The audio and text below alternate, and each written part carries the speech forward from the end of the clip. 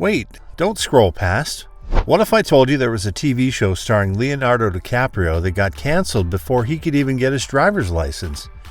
The early 90s were a television wasteland where network executives clearly thought throw anything at the wall was a legitimate programming strategy. If you're an early Gen Xer, you might have missed some of these gems because you were too busy trying to figure out how to afford ramen while paying off student loans. But for those of us still battling acne and high school drama, these shows were our secret obsessions before they were yanked off the air faster than you could say, as if. Hit that subscribe button if you're ready for some premium early 90s nostalgia that explains why our generation turned out so, well, like this. Coming in at number 10, we have 1991's Teach, CBS's attempt to make the cool teacher trope cool again after Welcome Back Kotter had already milked it dry in the 1970s. The show starred Phil Lewis, yes, Mr. Mosby from The Sweet Life, as a hip music teacher bringing his streetwise wisdom to some stuffy prep school full of rich kids. The network clearly thought they'd struck gold with a premise that screamed, "Let's make teaching cool again," in the era when Dangerous Minds and Stand and Deliver were making educators look like rock stars. But apparently America wasn't ready for another teacher saying things like, "Hey kids, learning is rad," while sitting backwards in a chair. CBS hyped Lewis as the next big comedy star and marketed the show as the fresh take on school comedies that would speak to the 90s generation. Instead, it spoke to absolutely no one and was canceled after just 4 episodes in the fall of 1991. That's not even enough time to finish a semester. The show's theme song was so generic 90s that if you heard it today, your hair would automatically grow into a mullet, complete with saxophone solo because it was legally required in 1991.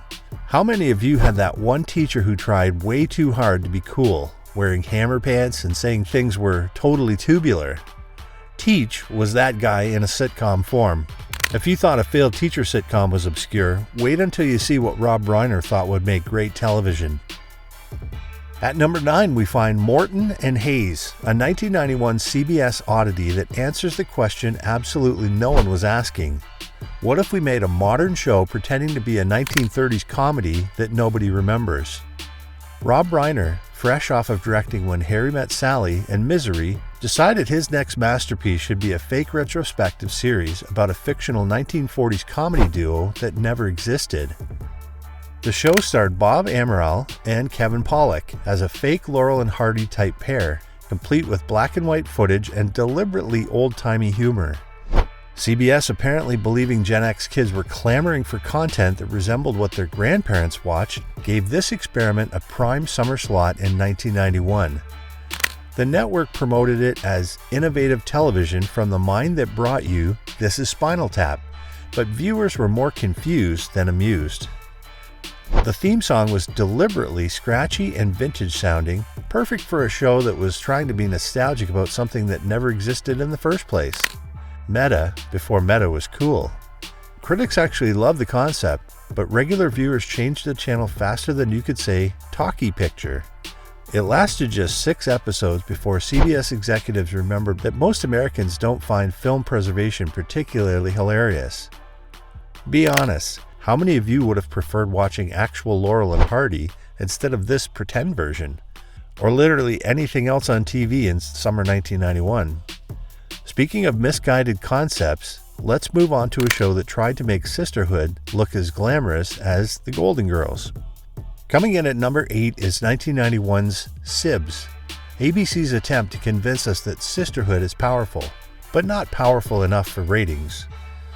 This sitcom starred Oscar nominee Marsha Mason, Margaret Collin, and 80s teen queen Jamie Gertz as 3 sisters living in Chicago, dealing with life, love, and terrible early 90s fashion choices. ABC positioned this as Golden Girls for Yuppies, or 30-something with siblings instead of friends. They gave it a primetime slot and marketing that screamed women supporting women before that was the hashtag. The network clearly thought Jamie Gertz's star power from The Lost Boys and Less Than Zero would bring in the cool factor. The theme song was a saxophone-heavy instrumental that perfectly captured the professional women having it all vibe that every show was desperately chasing after Murphy Brown made it big. Despite the stellar cast, the scripts had all the excitement of watching shoulder pads go out of style in real time. Viewers tuned out after realizing that watching three women discuss their dating lives wasn't actually revolutionary, and ABC pulled the plug after just 6 episodes in fall 1991. How many of you had a sister who made you watch this show, promising it would be our thing, only for it to disappear before you could develop any actual attachment? If you thought sisters were dramatic, wait until you see what happens when you put two 70s icons together in a sports newsroom. Lucky number 7 on our list is Good Sports, CBS's 1991 attempt to reunite love story stars Farrah Fawcett and Ryan O'Neal as bickering sportscasts. Because nothing says sports expertise like Farrah's legendary hair and Ryan's, well, whatever Ryan O'Neal was famous for in 1991. CBS bet big on the star power of this 70s power couple, even though by 1991, younger viewers were already asking, Farrah who? The network hyped their reunion as if Love Story hadn't come out 2 decades earlier, plastering their faces on every bus and billboard with the tagline, "The team to beat in primetime." The show tried to be Cheers in a newsroom, complete with wacky supporting characters and sexual tension you could cut with a sports pennant. The theme song was an upbeat jock jam that screamed, "We're having fun with sports," despite the show containing almost no actual sports content. What killed Good Sports wasn't just the lack of chemistry between its stars, it was that watching two middle-aged people argue about football stats wasn't the must-see TV that CBS imagined. After 15 painful episodes stretched from January to July of '91, the network finally blew the whistle. Be honest, how many of you only watched this because your mom had a crush on Ryan O'Neal from the 70s, or because your dad never missed anything with Farrah Fawcett in it? If you thought that concept was bizarre, buckle up for a show that literally tried to put the 1950s into the 1990s. At number 6, we find the utterly bizarre Honey, I'm Home, a 1991 sitcom that asked the question, what if the 1950s sitcom family was forced to live in the 1990s? The show centered around the Nielsen family, stars of a canceled 50s sitcom who were relocated to 90s suburbia through the Sitcom relocation program. Yes, that was the actual premise. This was such a weird experiment that it required 2 networks to pull it off. ABC aired it on Friday nights, and then Nickelodeon re-aired it on Nick at Night on Sundays. It was Nick's first original primetime show, and they promoted it as the ultimate meta-commentary on classic TV. The genius or madness of this show was the 50s family literally appeared in black and white, even when standing next to their colorized 90s neighbors. The mom vacuumed in pearls, the dad came home saying, "Hi honey, I'm home," every day, and their world froze whenever they faced a crisis until they learned a very valuable lesson. The theme song was a deliberately cheesy 50s doo-wop that crashed into 90s rock when the modern world intervened. Kind of like the soundtrack to a generational identity crisis. Too weird for family audiences and too tame for adults, this noble experiment lasted 13 episodes spread across a whole year before both networks admitted defeat in July 1992. How many of you watched this and then tried to explain the concepts to friends only to get blank stares and the "that sounds stupid" in response? Some concepts are just too weird to verbalize. Speaking of family sitcoms, let's look at the one that actually had heart, just not enough viewers. Number 5 brings us to the Torkelsons, NBC's 1991 attempt at creating their own Roseanne, about a quirky, financially struggling single mom in Oklahoma raising 5 kids. The show starred Connie Ray as Millicent Torkelson and featured a young Brittany Murphy years before Clueless made her famous. NBC originally pushed this as their answer to ABC's TGIF lineup, wholesome family entertainment with a touch of Southern charm and economic reality. Unlike most sitcoms set in giant houses no person could afford, the Torkelsons were actually poor and had to take in boarders to make ends meet. The show had an earnest theme song about a family sticking together through hard times that probably made you feel guilty for complaining about your own parents. What made this show unique was 14-year-old Dorothy Jane Torkelson, Olivia Burnett, who would talk to the moon outside her window about her problems, which was either poetic or a sign of severe isolation depending on how you look at it. Despite decent reviews, the ratings were poor, so NBC desperately rebranded it as Almost Home for season 2, relocating the family to Seattle and keeping only 3 of the kids. This identity crisis didn't help, and the show was canceled after a season and a half. How many of you had a moon-talking ritual after this show? Be honest, the 90s were weird, and we all coped somehow. If you thought the Torkelsons were odd, wait until you meet a 30-year-old paperboy with delusions of grandeur. Number 4 on our list is the cult classic Get a Life. Fox's 1990 surreal sitcom starring Chris Elliott as Chris Peterson, a 30-year-old paperboy who lived above his parents' garage. And if that premise sounds normal to you, congratulations. You might be the target audience Fox never found. This was Fox when it was still the edgy upstart network, and they promoted Elliott, known for his bizarre characters on Late Night with David Letterman, as the face of their alternative comedy brand. The show was created by David Morton, who later worked on The Simpsons, which explains a lot about both shows. Get a Life had a theme song by R.E.M., because nothing says I'm a man-child failing at adulthood like Michael Stipe singing Stand as you ride your bike throwing newspapers. What made the show truly special was it abandoned all sitcom logic. Chris died in multiple episodes only to return the next week. One episode was about a space alien. Another featured him becoming a male model named Sparkles. It was Adult Swim programming 2 decades early. Despite developing a cult following among comedy nerds, normal viewers were baffled, and Fox canceled it after 35 episodes spread across 2 seasons in 1992. But this show's influence on weird TV comedy can't be overstated. Be honest, how many of you watched this and then tried to explain to your parents why a grown man being crushed by a boulder was hilarious? Some comedy just isn't meant to be understood by everyone. Speaking of things that should have worked on paper, here's a sitcom adaptation of a hit movie. At number 3, we have 1990's Parenthood, NBC's attempt to turn the hit Steve Martin movie into a weekly sitcom. The TV version starred Ed Begley Jr. in the Martin role and featured the baby-faced Leonardo DiCaprio years before Titanic made him the king of the world. NBC promoted this as the next great family comedy, capitalizing on the film's success and the John Hughes family-friendly brand. They gave it a late summer premiere with promos highlighting the heartwarming family moments and wacky parenting scenarios. The theme song was upbeat, family-friendly rock that practically screamed, "We're dysfunctional, but we love each other," at full volume.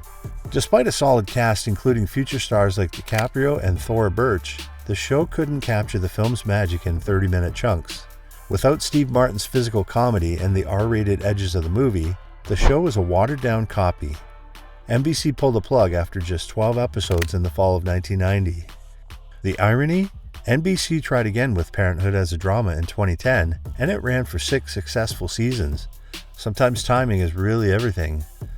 How many of you watched this solely because your mom thought Leonardo DiCaprio was such a cute kid, and then had to pretend the show was better than it was?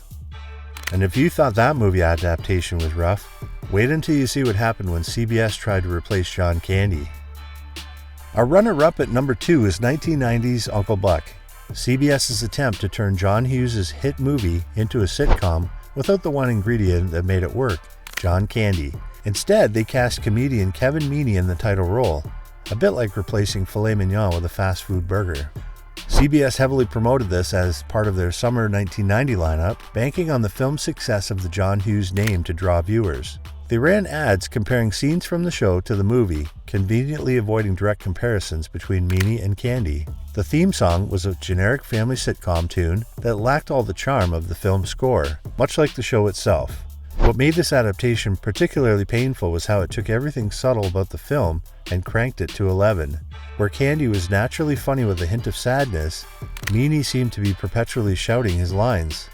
The heartwarming moments felt forced, and the slapstick was amped up to Saturday morning cartoon levels. Viewers weren't fooled, and CBS canceled the show after just 8 episodes in the summer of 1990. The lesson? Some roles are simply not replaceable. Be honest, how many of you watched one episode out of loyalty to the movie and then felt personally betrayed by what you saw? And now, for our number 1 most memorable flop of the early 90s. Our top spot goes to the 1990s The Flash, CBS's ambitious attempt to bring superhero action to primetime years way before it was cool. This wasn't your CW pretty boy Flash, this was John Wesley Shipp squeezed into a muscle-padded rubber suit that probably required talcum powder and 3 assistants to get into. CBS went all in on this show, spending a then astronomical $1.6 million per episode on special effects and promotion. They marketed as their answer to Tim Burton's Batman success, complete with a dark, Art Deco city design and Danny Elfman-esque theme music by composer Shirley Walker. The network gave it a massive promotional push, with life-size Flash cutouts in stores, action figures, and prime placement in their fall 1990 lineup. CBS executives were convinced they had the next big thing, a superhero show that both kids and adults would watch. What they didn't count on was being scheduled against The Simpsons, which was just beginning in its world domination. Despite decent reviews and impressive, for that time, special effects, showing the Flash running at super speed, viewers chose animated satire over live-action heroics. After burning through their massive budget for 22 episodes, CBS pulled the plug in May 1991. But like many superheroes, the Flash didn't stay dead. The costume appeared in later DC shows, and the concept was eventually revived for the successful CW series in 2014. How many of you actually tried running super fast around your neighborhood after watching this show, only to trip on your own feet and scrape your knees? Superhero inspiration comes with risks. And there you have it, 10 shows from the early 90s that network executives thought would change television forever, but instead changed their careers when they got fired for greenlighting them. These noble failures represent a time when networks were desperately throwing concepts at the wall as cable TV was starting to steal their audience. The weird thing about flops is that they often tell us more about an era than the hits do. These shows, with their bizarre premises, questionable casting, and failed movie adaptations, capture the Wild West mentality of early 90s television better than Seinfeld or Friends ever could. Drop a TV emoji in the comments if you remember watching any of these forgotten gems, or tell me which one you're shocked got cancelled. And while you're at it, hit that subscribe button for more trips down memory lane. Next week, we might explore the breakfast cereals that probably violated certain FDA regulations, but defined our childhood anyway. Remember, in the words of the great philosopher Nelson from The Simpsons, ha ha!